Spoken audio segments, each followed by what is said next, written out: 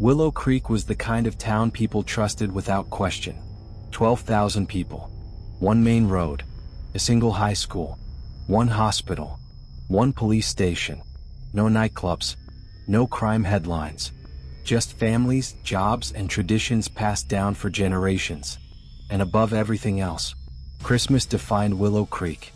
Every December, the town transformed into something straight out of a postcard. Warm yellow lights wrapped around every porch. Artificial snow sprayed onto shop windows. Children practiced carols after school. The church bells rang every evening at 6. And every year, at exactly 12 a.m. on Christmas night, the entire town played Silent Night together. Every radio station. Every speaker. Every home. It was Willow Creek's heartbeat. No one ever imagined that this gentle tradition would become a countdown to terror. 5 years before Emily Carter heard the voice, a little girl named Lily Anderson vanished. Lily was 8 years old. She had straight blonde hair, a winter jacket 2 sizes too big, and red reindeer gloves her grandmother had knitted just weeks earlier. She lived with her parents on Maple Street, in a pale blue house near the corner. On December 24, 2019 at 11:48 p.m., Lily's father asked her to step outside for a moment and bring in a package delivered near the gate. Just 2 minutes. Inside the house, Christmas music played softly. The smell of food filled the kitchen. Her mother prepared the final dishes. Her father arranged the dining table. 2 minutes passed. Then 5. Then 10. When Lily's father walked outside, the gate stood open. The package lay on the snow. But Lily was gone. Panic spread instantly. Neighbors rushed out. Police arrived within minutes. Search dogs were brought in. Woods behind Maple Street were combed for days. They discovered only one thing. Small footprints in the snow, leading from the gate, straight into the middle of the road. And then, they stopped. As if the child had been lifted directly into the air. No blood. No struggle. No witnesses. No sound recorded on any nearby camera. 6 months later, the case was officially labeled missing. Presumed dead. Her body was never found. And after that Christmas, some people began to whisper. A child still sings on Maple Street. 5 years later, December 25, 2024, Emily Carter no longer celebrated Christmas. Her parents had died in a road accident a year after Lily vanished. Since then, Emily avoided holidays, empty tables, and silent homes by taking night shifts as a nurse. She lived alone. Same street. Same neighborhood. Maple Street. House number 17. That Christmas night, the hospital was unusually quiet. No accidents. No emergencies. Just the steady hum of machines and distant church bells leaking through the closed windows. At 11:58 p.m., Emily clocked out. Light snow fell as she stepped outside.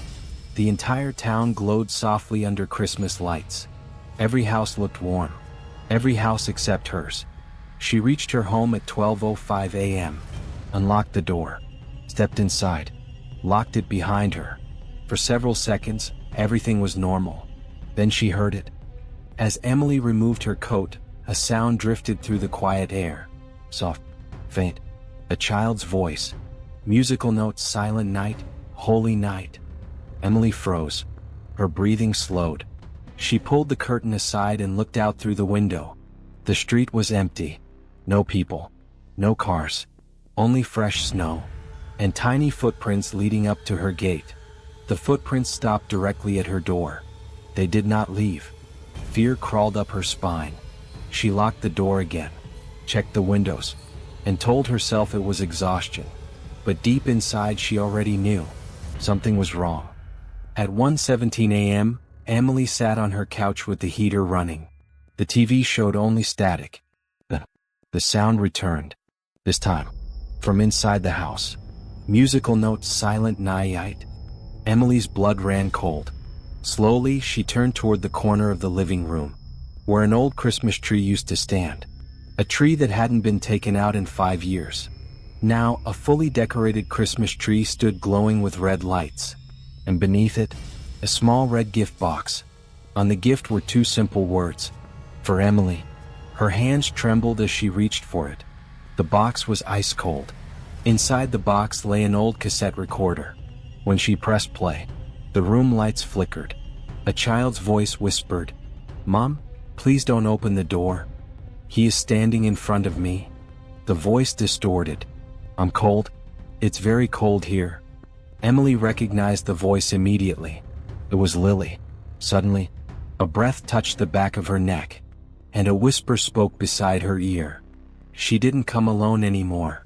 Emily screamed, and everything went black. At 8:12 a.m., Emily failed to report for duty. Her coworker grew concerned and contacted the police. The door of house number 17 was locked from the inside. No signs of forced entry. Police broke the lock. Inside, the living room looked completely normal. No tree, no gift, no recorder. Except Emily lay unconscious on the floor. At the hospital, doctors declared extreme psychological trauma, dissociative shock. But one detail terrified the medical team. On both of Emily's hands were small frozen handprints, colder than ice.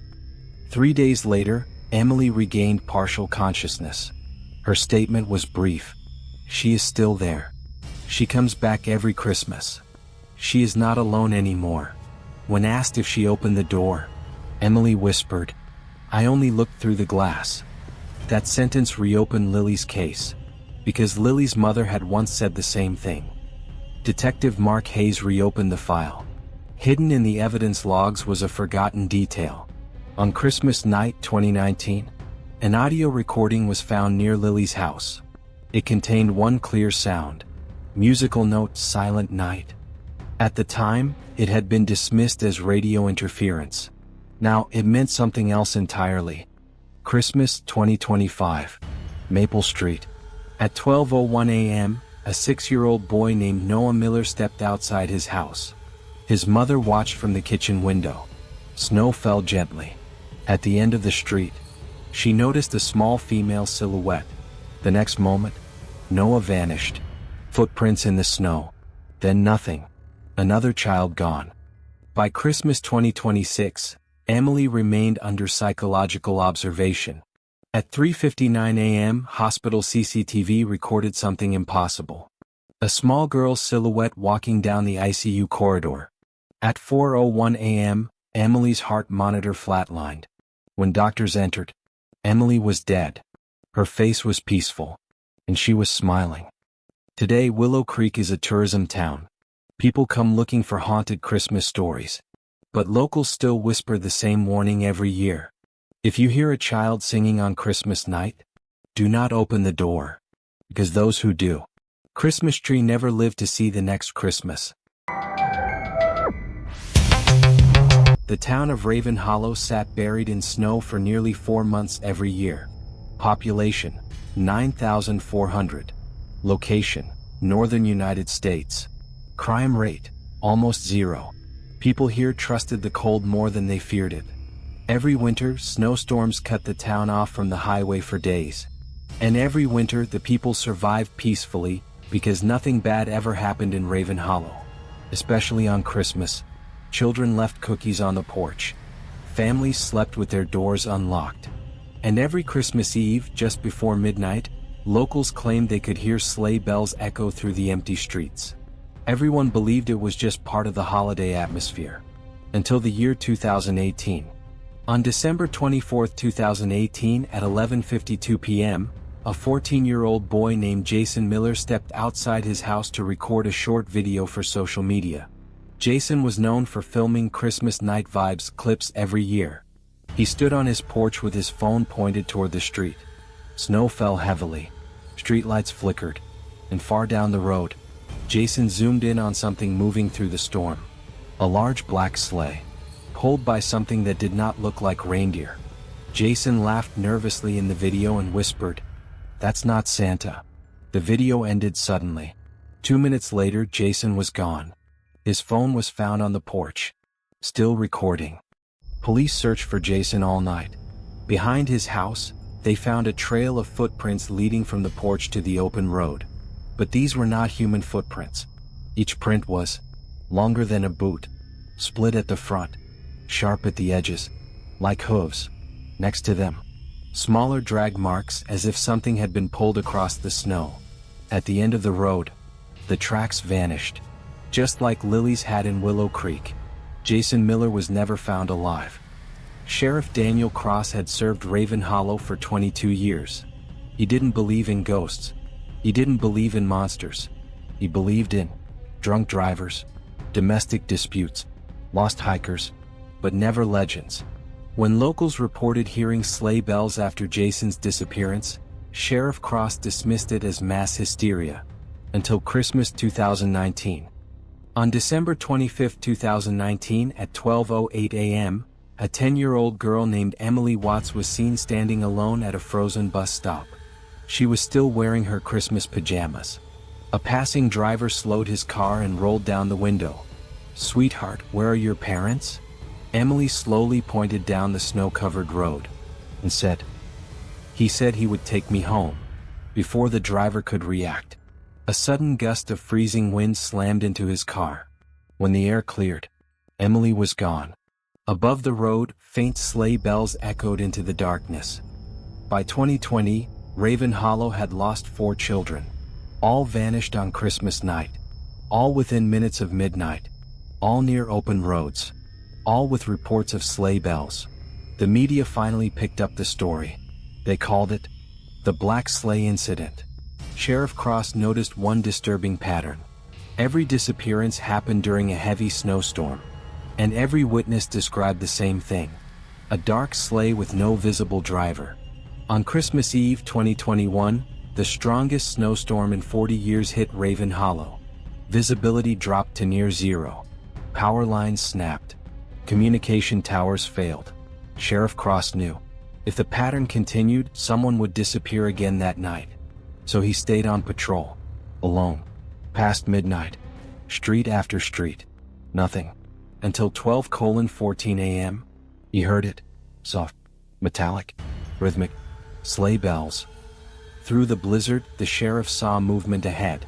A massive shape gliding across the road without making a sound. A jet-black sleigh, floating inches above the snow.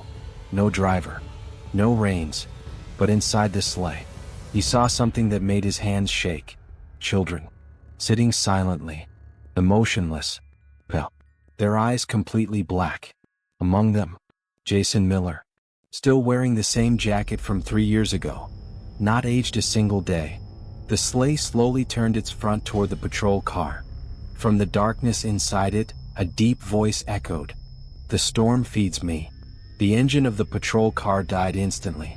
The radio went silent, and the sleigh vanished into the snowstorm. Sheriff Cross survived that night. Barely. His dashcam captured only 6 seconds of footage before shutting down. In the footage, a dark moving shadow, screaming wind, and a faint sound of multiple children singing softly. Musical note: jingle bells, oh, slow, distorted. After that night, Sheriff Cross resigned and refused to speak again. Christmas 2023. Locals locked their doors, boarded their windows. No one went outside, except one person. A 19-year-old college student named Ryan Cole decided to live stream the streets during the storm. At 12:01 a.m., his live stream captured something behind him. A shadow rising silently over the snow. Ryan turned around. His face dropped. The live stream cut to black. Ryan was never found. But his last audio is still online. Heavy breathing, wind howling, and a deep voice whispering, "One more for the road." In spring 2024, when the snow finally melted, hikers discovered something buried deep in the frozen forest. An enormous mass grave. Inside were small skeletons, child-sized bones, rusted Christmas ornaments, broken sleigh bells. The number of bodies matched every child that had ever vanished in Raven Hollow. At the center of the grave, a single black bell rested upright in the snow. When touched, it rang. By itself. Raven Hollow still exists. People still live there. But no one celebrates Christmas at midnight anymore. Every year the town shuts down by 10 p.m. And every year, just after midnight, some people still swear they hear sleigh bells in the storm. Because legends say, the black sleigh never stops moving, and it never runs out of passengers. The town of Coldwater Ridge sat at the edge of nowhere. One highway in, one highway out. No railway line, no airport. Population, 6,200. In winter, snowstorms buried the roads for days. Once the storm arrived, the town became a sealed island of ice. The only thing that connected Coldwater Ridge to the outside world during snowstorms was emergency radio station 109.6 FM. Every home kept the radio on during winter nights, just in case, because when the signal went silent, people usually died. On December 24, 2021, 11:56 p.m., the radio station received an emergency call. The operator on duty was Sarah Milton, 26 years old, trained for avalanche and blizzard rescues. The call came through on a dead frequency. All she heard at first was static, heavy breathing. Then a child's voice whispered through the noise. "Please, it's freezing, we're still here." Sarah froze. She checked the system. That frequency had been permanently shut down in 1997 after a deadly expedition vanished in the northern mountains. No one should have been able to transmit from it. In 1997, a research team of 9 people disappeared during a Christmas night snow expedition. They were mapping frozen caves near the northern ridge. Their last known transmission: "We can see the lights of Coldwater Ridge, we'll be back before midnight." They never returned. Search teams found torn tents, abandoned equipment, frozen footprints leading into solid rock. No bodies were ever recovered. The mountain swallowed them, and the case was officially closed as lost to extreme conditions. Until that radio call in 2021. Back in the control room, Sarah recorded the call. The child's voice returned, shaking. It's dark down here. They don't move anymore. Only me." Sarah asked urgently, "Who are you? Where are you?" The reply came in broken gasps. "We followed the lights. They went under the ice. They never let us leave." Behind the child's voice, Sarah heard something else. Multiple faint voices, singing, slow, out of sync. Musical note, "Silent night, holy night." Sarah's hands began to shake. The signal suddenly died. Total silence. Sarah immediately alerted emergency services. Coordinates hidden inside the transmission data pointed toward Frozen Cave Sector 12, the same region where the 1997 expedition vanished. A rescue team was quickly assembled. Despite warnings of another incoming storm, the team departed at 2:10 a.m. They never expected to find anything alive. By 5:40 a.m. the team reached the coordinates. They discovered a partially collapsed ice cavern. Inside were frozen human bodies, preserved perfectly by the temperature. 9 of them, still wearing 1997 winter gear, still in a sitting position, as if waiting. At the center of the cave, they found something impossible. A small boy around 7 years old, alive, barefoot, skin pale blue from frostbite. No pulse fluctuations. No body heat loss consistent with survival time. He should have been dead within minutes in that cold. Yet, he was breathing, slowly. The rescue team rushed the child to Coldwater Ridge Hospital. Doctors were confused. His body temperature was far below survivable levels. Yet his heart still beat. When he finally opened his eyes, he whispered only one sentence. "They said midnight never ends down there." The boy had no missing person records in any database. No fingerprints were found in modern systems. But when his photo was run through old archived files, a match appeared. From 1997. One of the expedition members had brought his younger brother secretly along. The boy's name was Ethan Keller.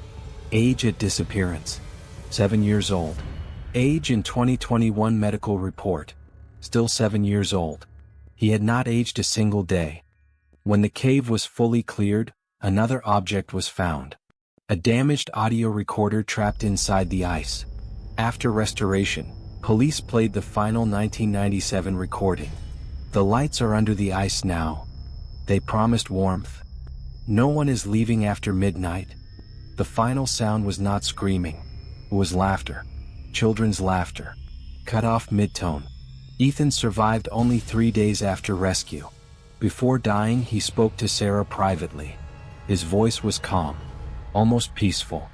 They live where time doesn't move. You don't get hungry there. You don't feel pain. You just listen to the singing forever. Sarah asked, "Who are they?" Ethan smiled faintly. "The ones who froze before us." That night, every radio in Coldwater Ridge turned on by itself, all at the same time. At 12 a.m., the entire town heard it. Not through one station, through every frequency at once. A single frozen voice spoke in unison. "Midnight never ends." Then the singing started. Not one voice, dozens, children, adults, all out of rhythm. Musical note, silent night. Glass shattered in several houses. Power systems failed. Digital clocks stopped at 12 a.m. permanently. And then, everything went silent again. At 2:30 a.m., the deadliest snowstorm in Coldwater Ridge's history arrived. Avalanches buried the entire mountain sector. Frozen Cave Sector 12 disappeared completely.